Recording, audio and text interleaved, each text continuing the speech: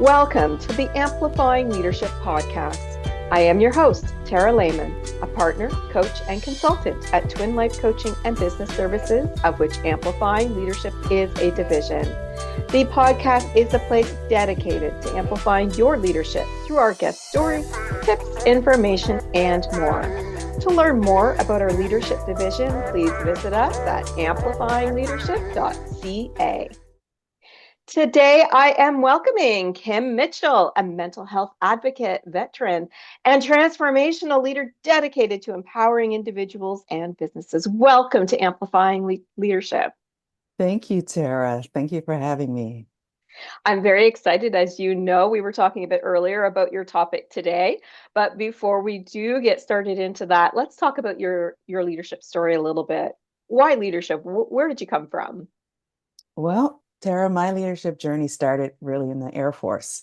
I came right out of high school and went in and served during Desert Shield, Desert Storm. And Wow, I worked in vehicle maintenance, believe it or not. nice. So Good for you. being the only female, it was very Yeah. interesting. Uh, so I learned a lot about structure, a lot about Mhm. process, obviously accountability and responsibility. So when I got out of the military and went into the corporate world, it was a whole different ball game. I'll And I bet. had to learn pretty quickly how things were going to work. So Yes. I was working for Harris RF Communications at the time and really got into computers because that was around the time when workstations were coming into the workforce and Yeah. all of that technology, as you can imagine, was a new thing. Yes, I So, remember those days. yes, yes. So I developed a passion for training at that time and then took that to McDonnell Douglas, who later became Boeing. Mhm. You can imagine the type of training initiatives across a company like Boeing. It Mhm. was very varied, and teleeducation was just coming online at that time. Okay.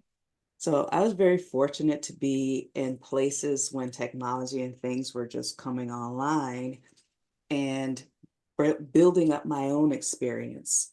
But Mhm. I got out of there and went to Eagle Productivity Solutions, where we now are doing major rollouts like the Department of Finance for the government and the Census Project, the first ever digital census collection.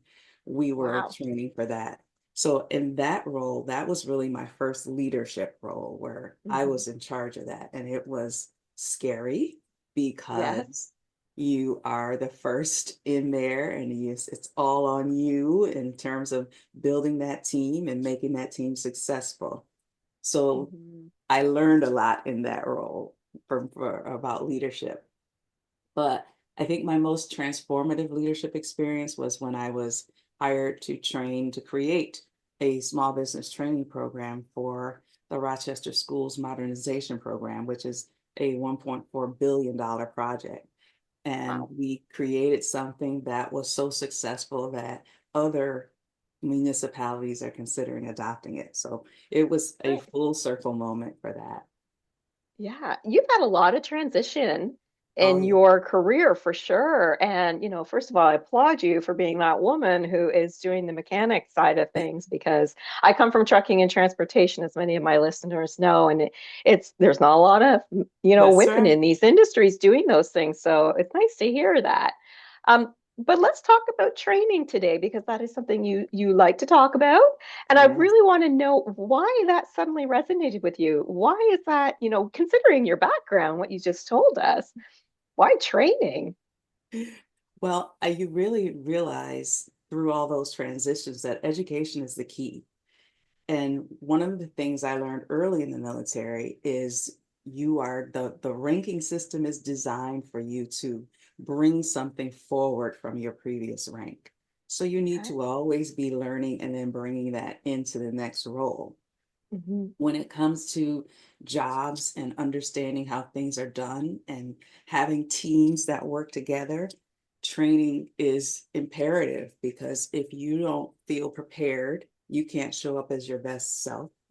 if you don't have people who are around you that are prepared, then the team can't perform. And it's really just information. Training is Hmm. just information, and being able to take that information and apply it to whatever role or task that has to be done. And watching the transformation once people have that information is incredible. And you and I are big advocates for growth, learning, and training, obviously. Yes. And it's really important. And I like how you explain that this is, how we learn, right? This is also how we grow and we develop into different roles. What are your thoughts about, like, why do some companies not provide their leaders training? I mean, a lot of leaders are, here's your new role, go, and they don't truly become a great leader. What are your thoughts around why companies don't provide that? Oh, what a great question. I'm going to date myself a little bit here because I remember when I wasn't in the corporate world, but I remember when people were sort of tapped on the shoulder for management training tracks. And it was Hmm. a huge part of corporate leadership is training. But I think pretty much three main reasons why that's no longer the reality is there is a very sink or swim mentality in corporate world right Mm. now that leaders are supposed to just intuitively know how to lead because they're good at their role. They may have performed well functionally, so they just Hmm. get tossed into this leadership skill without, or excuse me, leadership path without developing the skill. Another reason is the money. When companies Yeah. start cutting back, they don't see training as an investment, they see it as an Mm. expense. And then when things get tight, it's probably one of the first things to go. And what they don't Yeah. understand is that untrained leaders are exponentially more expensive problems through Yeah. these poor team management, high turnover, missed opportunities, and then third, they just don't understand what effective leadership looks like and how easy it is to attain through training. And so Hmm. it's difficult for them to even design a pathway for effective and meaningful training for their leaders, which is crazy because proper leadership training will save those organizations time, money, and talent. It's such an important part of leadership. Yes, I 100% agree. And I want to touch on a couple of points that you made is, and I deal with this with a lot of more small to medium-sized businesses, and maybe you do too, but they actually don't know what leadership means. And that's not anybody's fault. It's just Mhm. maybe they started the business or they're hiring people and they don't know what to look for a leader or even what it means to be a true leader. So they don't get that training. So I'm glad you brought that up because it is something I hear about a lot, but Mhm. also the mindset around things about the investment. I thought that was a key point that you brought up. I find out so, like, especially when people are, holding on to money right now, as I'm sure Mhm. you're seeing as well, and people are saying it's expensive, but you hit the key word. It's investment. So we can stop the turnover because that's expensive. We can Yes. stop having to, make mistakes. We can have people who lead a great team. Any thoughts on that going further? Yeah, absolutely. Because as the upper level management starts to taper off, and they have had the benefit of that, I go back again to the military training. When you Hmm. have senior ranking officials start to retire, you have the new leadership coming up behind them. If they're not equipped, then everyone behind them then becomes up in that dysfunctional pathway. And that's Hmm. what companies need to step back to say, 5, 10, 15 years down the road, what is this company going to look like if we continue down this path? And I don't think enough companies are willing to sit down and take that look and understand that that bottom line number is tied directly to the training that their leaders have. Oh, I 100% agree. I always say that if you want to have better profit or make better sales, you've got to be a great leader. And that means, doing the development for yourself or for your other leaders in your team, if you're a leader of a leader, so to speak, Exactly. and realizing these are investments. They're not. they're not just money being thrown down the toilet. They really aren't. We're building what we need to build to grow. And in this day and age, we got to stay ahead of the game, right? You know, Absolutely. it's a lot of competition right now. Let me ask you this. So, we know some companies or leaders don't understand or are not supporting. They're just using the budget as a reason. Um, what is it that as me, say, as a leader could do externally in order to help myself grow? Is it about further training and maybe what types of training we should look at? How do we grow ourselves if our company's not able to do that or won't do that for us? Mm. Yeah, that is probably one of the biggest takeaways that I got because I Mhm. did get a lot of training, a lot of in the fire training, so to speak, on the Yes, yeah, thrown in. Go yes, for it. Yeah, exactly. yeah. But I had to backfill that with my own training. And I will tell you that the company that I started, Emerald City Ventures, is built around that experience of filling my own cup, so to speak, Mhm. so that I could be a better leader in my roles.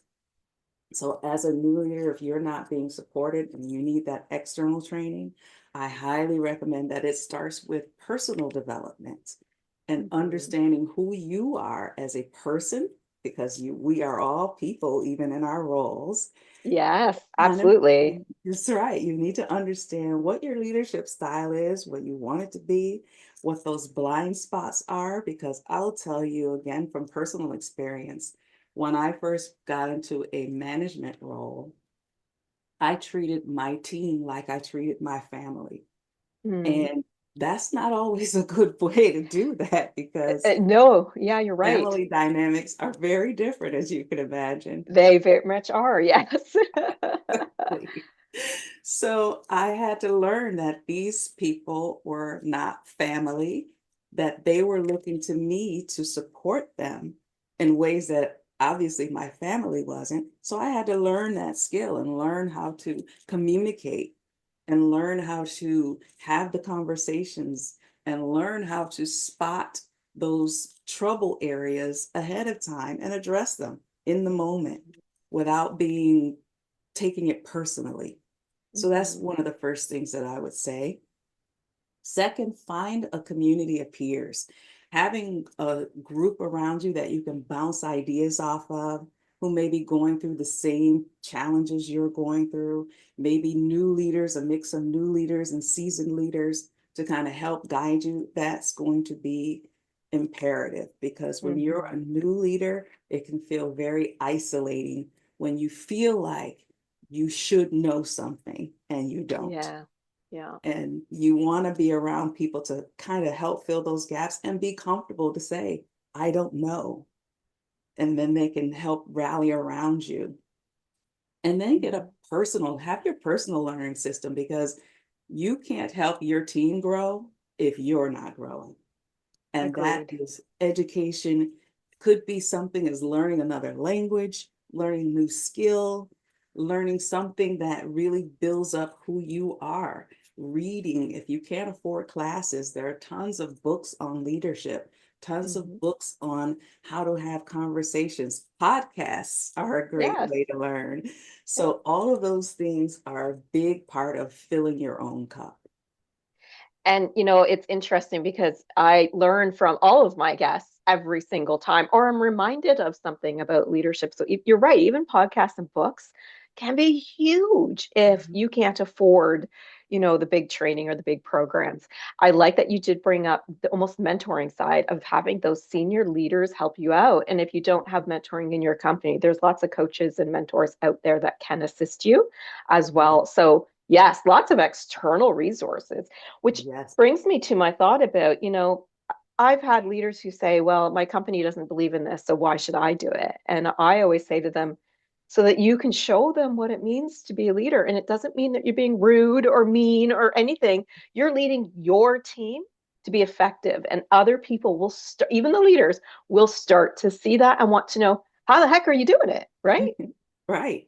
Yeah, for Exactly. sure. You want to build that culture in your team. Even if your Yes. company doesn't have the culture, your team can have the culture. Exactly, right? And then hopefully others will see it And others Mhm. will wonder, how are you doing it, and ask you questions. And, you know, you can even do that reverse mentoring where you're showing your leader how you're Exactly. doing it. You know, it's okay. And you're right. You mentioned earlier too, it's okay to ask for that help. You know, Yes, it's completely okay. And if it's not your organization, find those communities, find those coaches, find those mentors that can support you. So absolutely. if we're looking, going back to say an organization who, you know, they don't have leadership training, but now they're thinking about it, what are some of the starting processes that they need to consider before they determine like who they're going to hire or how they're going to do it? But what do they need to consider around training, specifically for leaders? Yes, that the first thing is to understand it needs to be a priority. It needs to be as Mhm. much of a priority as any other initiative you have in your corporation. And you want to come into it with the idea of setting up your leaders for success. You want to literally, I can remember shows like Bewitched, where Oh, you yes. had those levels of training and levels of manager. You had to shadow people before you could actually get that manager title. I think that Mhm. would be a fantastic idea if you have someone, because not everyone wants to be a manager, believe it or not. It's true. Yeah, very true. Right. So you want to get them exposed and have them understand what it is, understand the people side of leadership and management, because the functional role they may have down, but they Yeah. don't understand how to interact with people, how to support people. And when you look at leadership, it's really a support role. My Yes. approach to every time I've been in a leadership position is to make the relationships higher up so that I can support and advocate for those that work for me.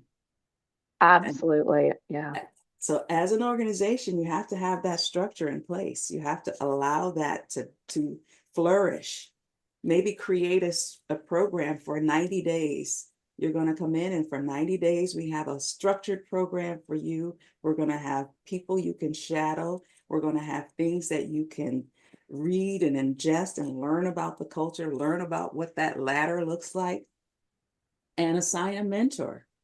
Yeah. Have a peer connection, have a group of new leaders that can sit down and toss things across to each other and really hash out what's going on in the company and build that culture.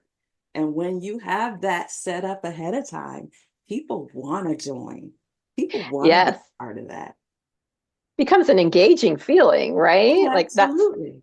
there's support for me. That's Exactly. right. I wonder what your thoughts are on this. So training, you know, we do the initial training, we get it done. And, you know, in my corporate world, I was trained to be a leadership train the trainer. We went in, we did the training, but we didn't do it all at once so that there was time between and there was follow-up. You know, a lot of companies, when they bring in leadership training, they do the training and it becomes a one and done checkbox. Mhm. What are your thoughts around that? Oh, my thoughts are that's a recipe for failure, It because is. Yeah. training is ongoing. It's a process.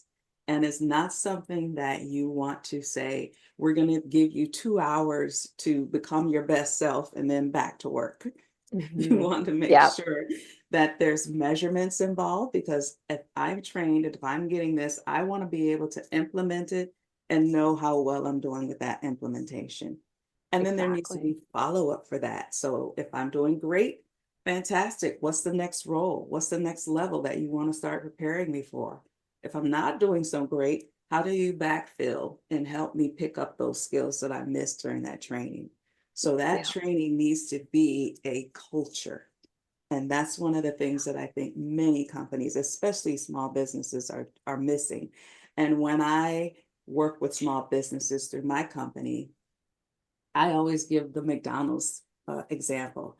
I say McDonald's doesn't care how you make your French fries at home. They don't care how many people love your French fries when you have dinner. When you come to McDonald's, you make them the McDonald's way. And we Yes. train you to make them the McDonald's way. And the result is that no matter what city you go to, those fries always taste the same. And it Yeah. should be the same for corporations. You want to create a culture around that training. and build people to be those leaders that will carry that culture forward. Yes, I love that. And when I did the leadership trainer, we were a global organization. So there was about 10 of us, maybe 12 that came together to then go out and train the leaders exactly what we were trained on. Mhm. So we could be very standardized. We could build that culture that you speak about, which is so, so important. And I do love that you say that culture, that this needs to be part of it, because it absolutely does. It's all about developing not just our leaders, but our team members too, so that we have that, as we mentioned, less turnover and higher profit. I mean, Mhm. the CFOs and CEOs out there want to hear the numbers game. This will get it for you because you're That's right. keeping them trained and you're doing it ongoing and part of a culture. Something else Exactly. that I want to bring up that, man, you hit it for me, and this is something that I always tell people in my training is follow up, follow up, follow up. Hmm. You know, the one and done, or even you do one and then a year later you do another training, and then a year later you do another training, but there's no follow up in between or goals set around it for your new leaders, for example. It can literally go nowhere, and it could be, oh, got to go to Kim's, new training session again, Yeah. where we want it to, as you said, be part of the culture. We want it to be something that we follow up on. We want it to be something we set goals around. So if we're trying to get those new leaders off on the right foot, how can we help them and how can we support them? We do the training, but what does the follow up look like? What are your Oh, opinions on that? my opinion is if it's not measured, it doesn't matter.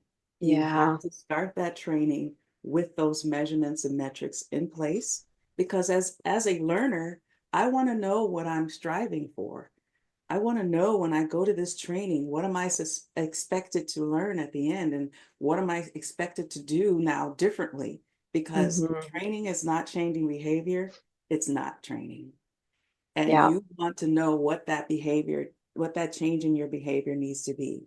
So, as a first standpoint, is set those metrics up ahead of time.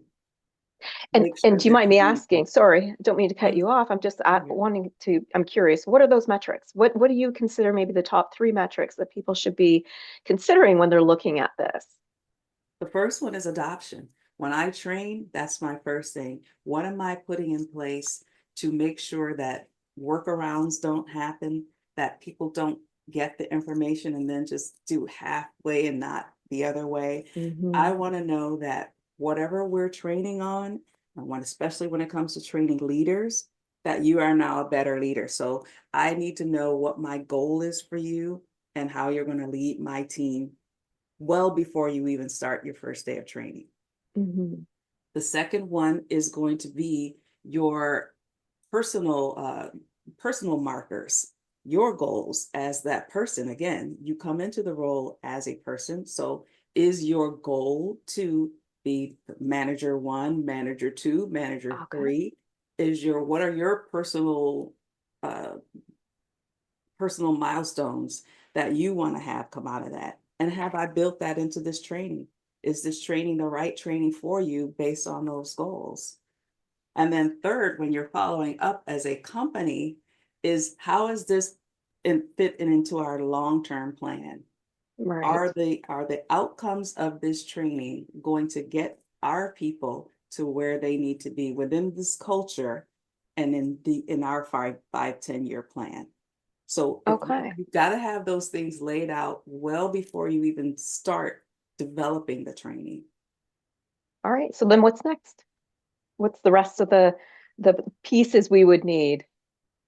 And then once you've done those pieces, now you have to work on the people. Now it becomes a matter of who are the people that we want to have this training? Who are the people that are really going to embrace what we're trying to accomplish here with our company? Because as successful, it's like a symbiotic relationship. If our people are successful, our business is successful. If our business Hmm. is successful, we can help our people become successful. Yeah. So Yeah. we have to have that framework in place. And I'm all about frameworks because the framework is really allowing people to have shortcomings that they need to work on and explore those, to have interests that they want to take into account into their role. We Mhm. can sometimes, I mentioned before how my first leadership role, I treated people like family. And part of that shortcoming was that I often took things personally when people Right. did not accomplish what I felt they needed to accomplish. And I came into it like a parent, do as I say, because my Yeah. leadership is telling me this has to be done. So I'm telling you to do it. And then when Mhm. you don't, then I'm taking that personally and I give you the cold shoulder and don't treat you right, which is so wrong. So not a So leadership. very Yeah, wrong. you're right. But many leaders start there. They really do because they want to be they want to be like, embraced by the team. They just That's give right. them, yeah, exactly. Sorry, go ahead. Yeah. Oh, that's okay.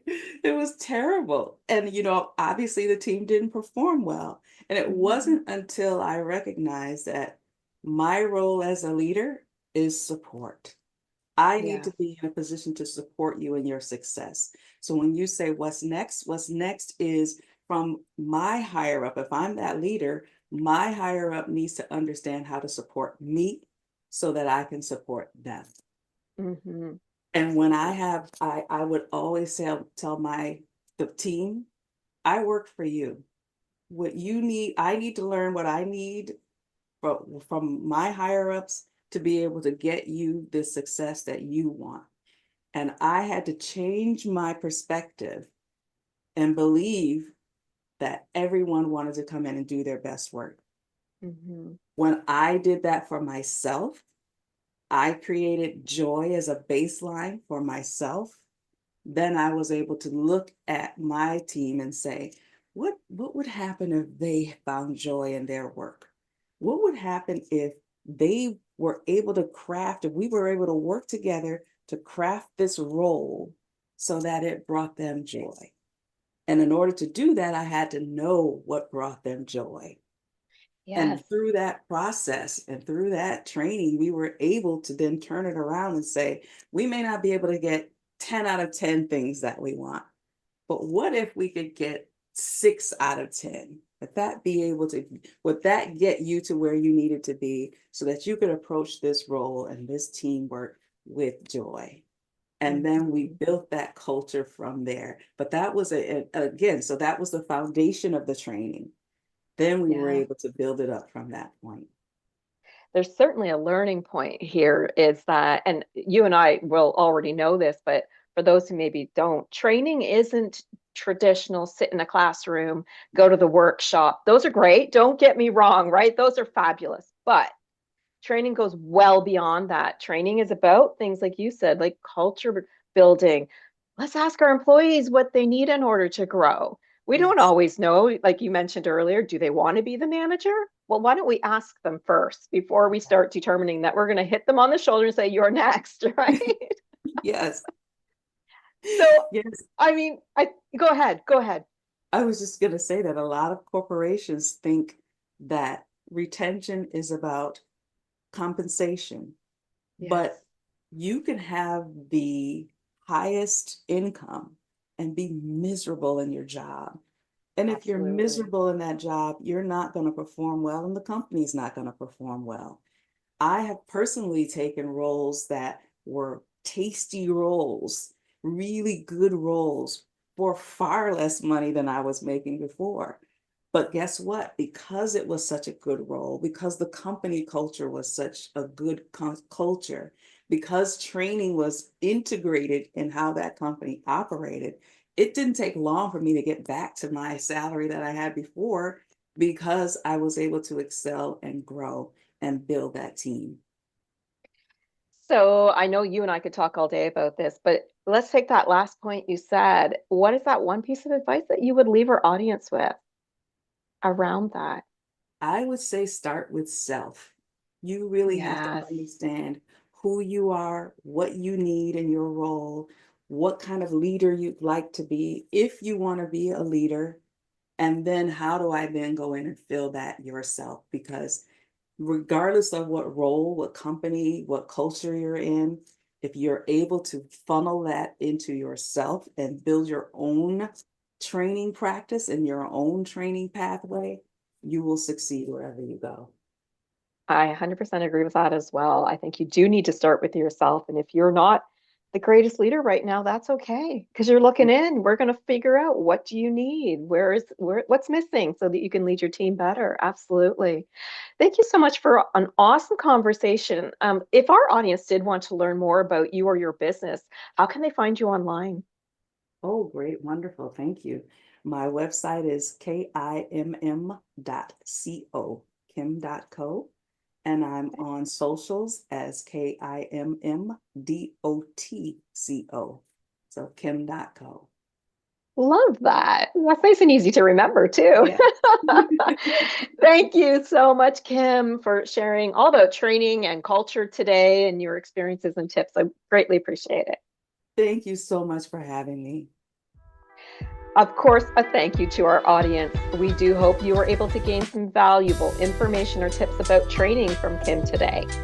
If you are a leader who knows that leadership coaching, growth, and community are the way to move on your leadership journey, or perhaps you want to learn more about our Rise to Leadership program, please visit us at amplifyingleadership.ca, a Twin Life Coaching and Business Services division. Until next time, remember, leadership matters.